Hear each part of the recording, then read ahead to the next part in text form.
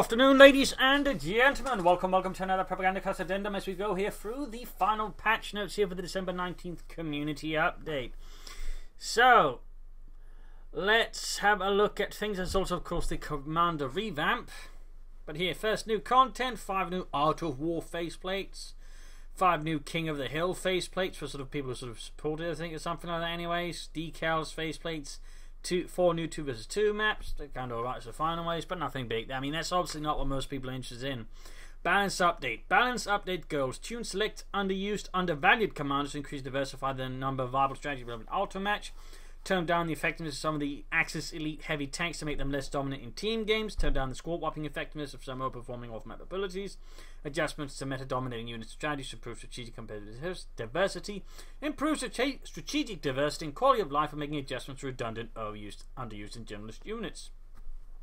Revitalizing 2 to 3 underused commands for each faction. Adjustments to meta-dominating units in competitive play. Adjustments to select heavy play tanks that are currently overperforming in team games. Elephant, Yak Tiger, and the Oberkommando West Panther 5. Oh, that would be Panzer 5, not Panther 5. There are like 4 Panthers before it. Adjustments to Vet 4 and 5 of select Oberkommando West that trade 2 cost effective at higher veterancy. Adjustments to Oberkommando West and Brit 4 retreat points, blah, yada yada. General improvements up the quality of life and strategic diversity again, sort of just repeating some of the previous stuff. General changes, stun grenades basically prevent the unit from moving about. Target weak point has been modified there. So instead of just being a target ability, you just activate it and then it lasts for some time and then you shoot, and apparently the AC armored car will work similarly. So basically just activate it, it shoots and then stuns. So less required sort of management in that sense. Trenches will now become all neutral and they'll be a bit easier to destroy them with anti-tank weapons. Blitzkrieg now applies when you have damaged engine, or it doesn't actually apply, more the other way around, and 4 retreat points now become a bit more expensive if inactive. In fact, they become really expensive reinforcement times, so that's something to keep in mind when using them. All sandbags are standardized, and Wehrmacht sandbags are now easier to build. Actually, they apparently took like a minute to build compared to everywhere else, and repair speeds have been slowed down for the Western allies, basically because they apparently did it really fast.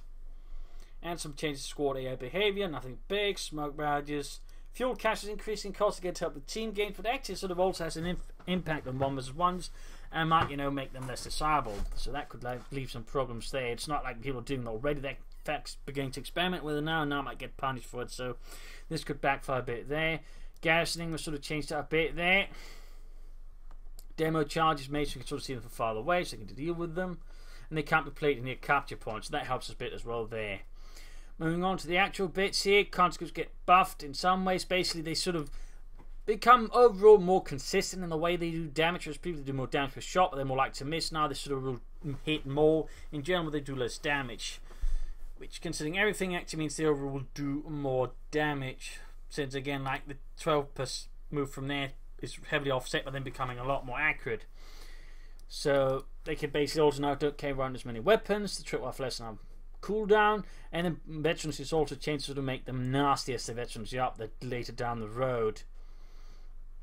Plus the Molotov package is made cheaper. So overall, conscripts get a big fat buff out of that. Penal battalions, they aren't really getting nerfed. Like, they become slightly cheap, expensive to reinforce. Their moving cooldown is slightly increased, so they can't shoot as quite as neatly on the move, but they'll still be able to do a lot of damage statically as well. So I'm not entirely sure that's a huge nerf to them. Veterans requirements will do a bit to slow them down, but like overall, this is not going to stop penal trooper spam as much. I mean, in overall, what will probably stop is just conscripts being more viable, people spamming them instead. But like penal trooper battalion spam is not going to be stopped really. Maximum's getting buffed, being a bit nasty to deal with, so you might expect the increase in maximum spam if you're not careful. This is 3 can now barrage more. In fact, the barrage ability is currently way too cheap. Actually, thanks to some people that point that out.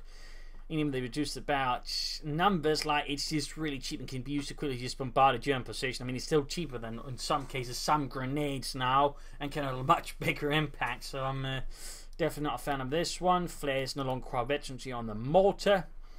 And the veteran ability and such just makes it faster to throw them out there. And T-3476 costs slightly more fuel, but considering everything else, that's not going to have a massive impact. I mean, 80 or 90 fuel, that's not going to be a huge slowdown now for the T-34s once they get rolling.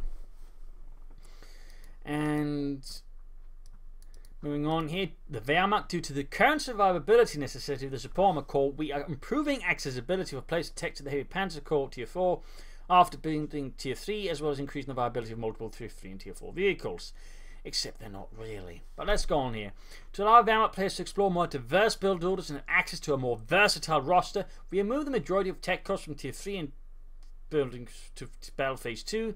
This change does not affect the amount of required resources to unlock Tier 3 or 4 directly. However, this allows players to better adapt their strategies in the late game, remaining tech to Tier 4 from Tier 3 or backtaking from Tier 4 to Tier 3. Except it does not, because you're never going to go for Tier 4 because it's just too much of a loss in many cases, unless you got a huge advantage, in which case you might as well go for like the Suprema Corps. I mean, they're pretty much just saying there already. I mean, it is a survivability necessities. I mean, you're not going to ever, in most cases, backtech from Tier 4 to Tier 3. Like, it's just not going to happen, and if you're there, you're not going to move to Tier 4 because Tier 4 is better. Like, this changes nothing to it, neither will the changes down below there. This is a bigger change, population from the 7 to 6, meaning they'll cost you less manpower to do upkeep, meaning you have more manpower in the early game. Not a lot, but still a bit.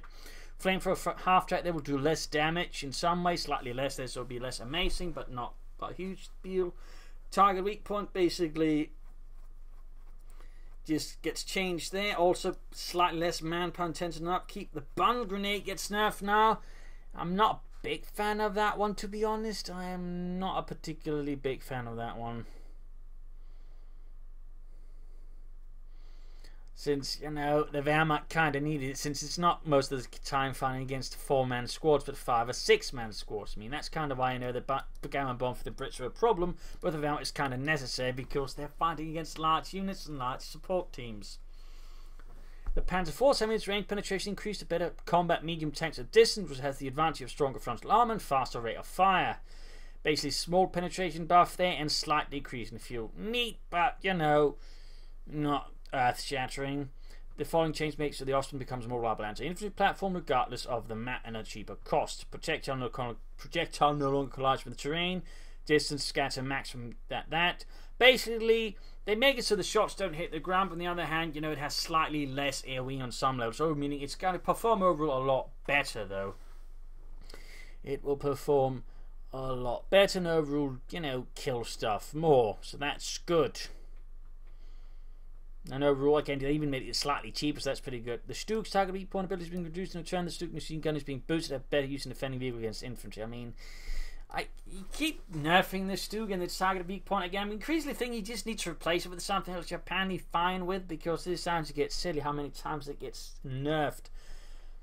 Anyways, machine gun upgrades. It's nice, but it's not going to have like a huge impact, and I still wish they'd do something on Veteran 2, which still feels pretty weak. The Panther's veterans have been adjusted to bring its scaling better in line with its counterparts. Which counterparts? Like, their Panther has no counterparts. Like, the Panther's junk. That's kind of the point.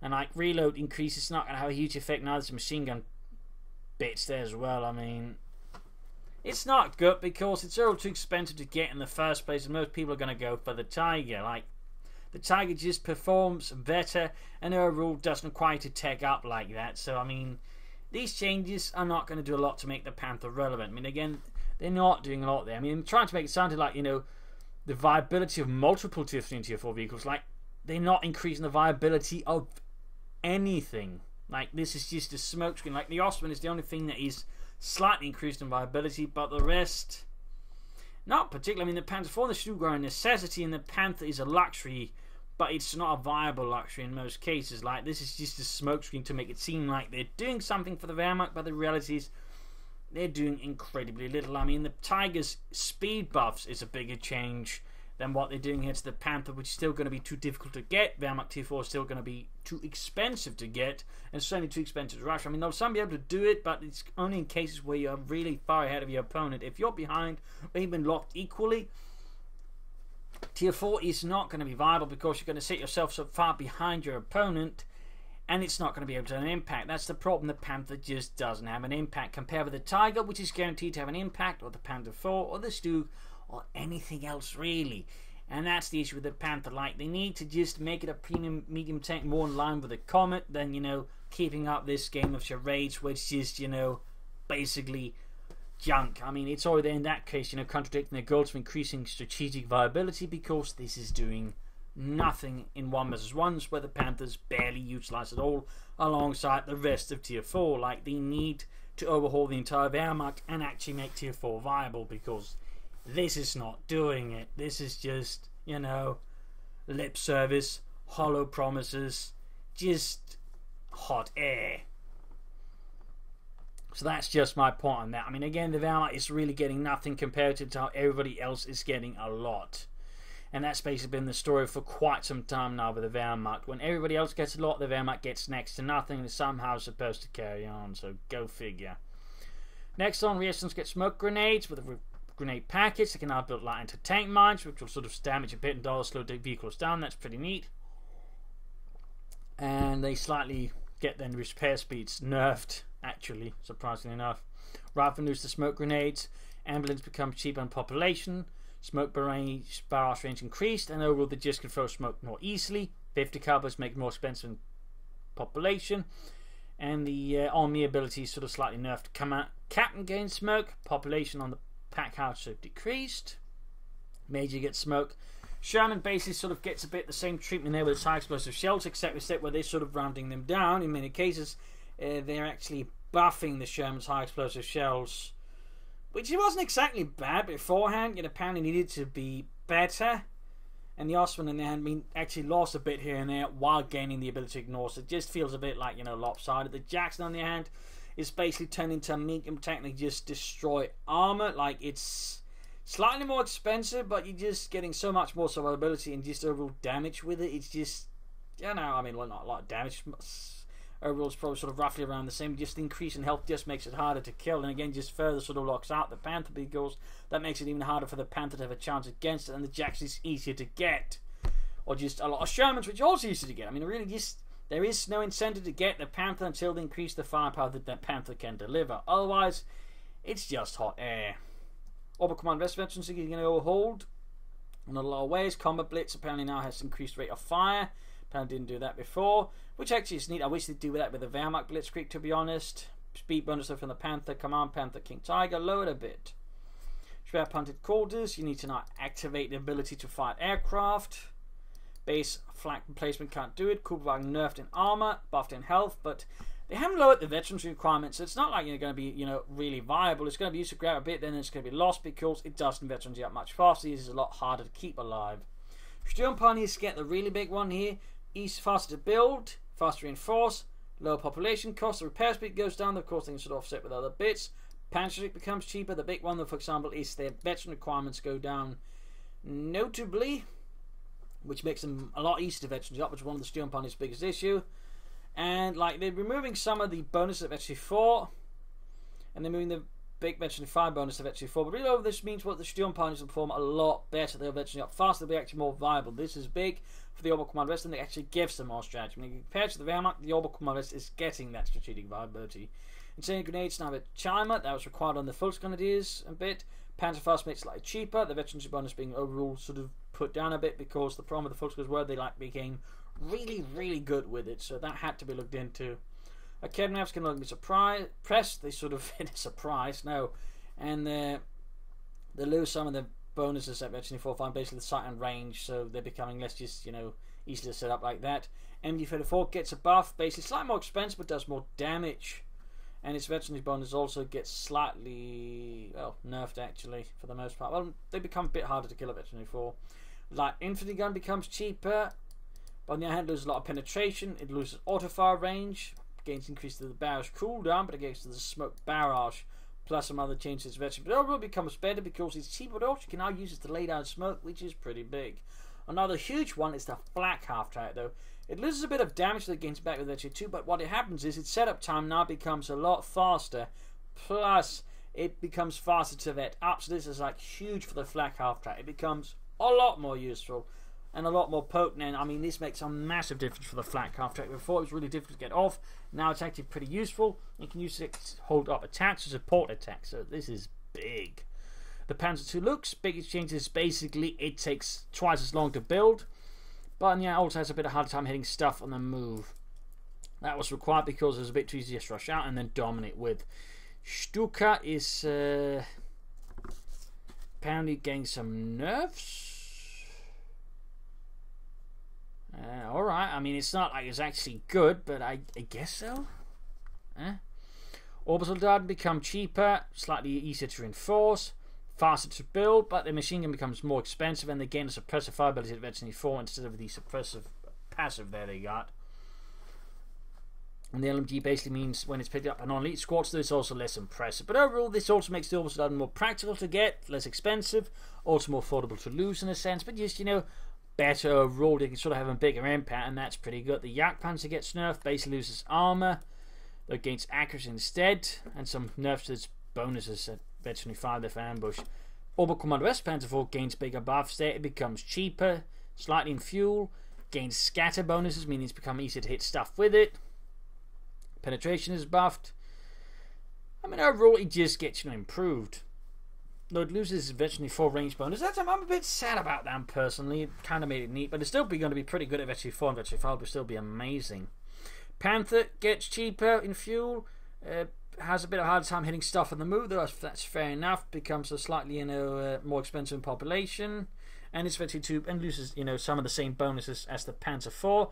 Also, its armor bonus at Veteran 2. King Tiger is made to just have a harder time hitting infantry because apparently having the most expensive All Commanders tank, you know, actually be good at dealing with infantry is apparently too much.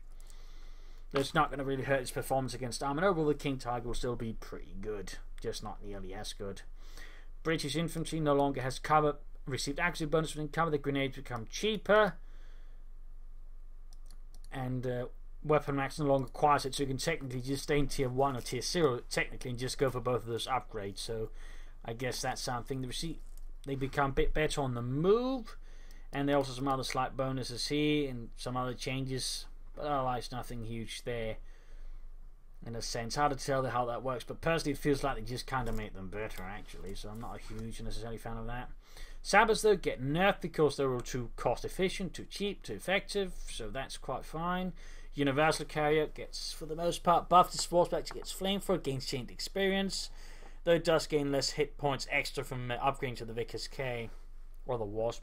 AC, we also mentioned a bit there with the Treacherous ability, but that now is more of an activated ability. They can now sort of use it right from the start, like it's initially on is slow, and then once you hit basically 1, it can sort of, well, you know, immobilize. Centaur gets buffed, but much to my surprise, it was actually pretty good, and now when they make it faster, it's going to make it even better. This might actually push it a bit too far. The Firefly, though, gets nerfed quite a bit. The accuracy is lost, moving accuracy is lost. Tulips also sort of hits a bit there, and it even loses some eventually 3 damage bonus. So the Firefly's put in, you know, control, which is good. Forward assemblies to make cheaper can now be upgraded with medics. That's pretty big, actually. That is pretty big. Heavy gammon bombs are being made cheaper, and they're actually getting buffed. They're just mostly buffing it. Well, they're slightly lowering its AoE ability there. Piets get more buffed to an extent, or they become, well, they get more range. I'm not entirely sure about that one though. Big buff to the 25-pounder base howitzers, though. They become a lot more accurate. You previously used them to deny territory, now try to use just murder stuff. So this could prove to be pretty nasty. Trenches, of course, now with the Brits also become neutral, so they can no longer just build trenches no one else can use. Braces nerfed, so it doesn't last as long, nor can you just easily repair stuff. Mortar emplacement is getting nerfed, finally. Less auto-fire range. Smoke range doesn't have been buffed, it's pretty more pushed for smoke and other bits. 17-pounder anti-tank gun there is being overall buffed as well, since, well, no one really utilised it, which is good. Churchill's getting slightly buffed as well, hard to say there. So there you go, sort of a lot of changes here. A lot, of course, we've gone over before, but these are the final changes and bits here and then that didn't make it through. But over again, I mean, unless you're the Wehrmacht, you're usually going to get a lot of improvements. Commander-wise, of course, there's also a lot of stuff going on there, some cool stuff. But again, if you're the Wehrmacht, it's just mostly smoke and mirrors. Like, the Wehrmacht really does not benefit much from this, despite being one of the factions that needed it the most. Like, again, Wehrmacht tier 4 is for the most part an illusion, a fairy tale. you know, something talked about far removed from the actual battlefields, you know, not something that actually happens. And that's sort of the issue. And so far, what these changes largely going to fail to actually fix, because they're not in really any serious way making Wehrmacht Tier 4 appear even remotely more attractive, because it's still hugely expensive and the impact is still incredibly negligible for what you're investing into it. So those are all my thoughts. But again, Oberkommand West, Brits, USF certs all benefit nicely from this, to sort of get more mobility to an extent. But again, the Wehrmacht pretty much just gets told to, you know, go away again. But they really need to sort of pull it together in the next community patch if they get around to it, in which case if they don't, I'm going to be particularly annoyed. But if they do, that needs to be the focus, because this really can't keep on going here. And I certainly suspect the Wehrmacht's going to be less played and certainly struggling more. So there you go. Hope you enjoyed this video, at least learned something from it. If you did, you know, subscribe, like, share, comment on it. If you like what I do consider donating or pledging on Patreon. Links in the video description. And a big thanks to all those who already support me on Patreon. This is Imperial Dane signing off, and see you all for another video.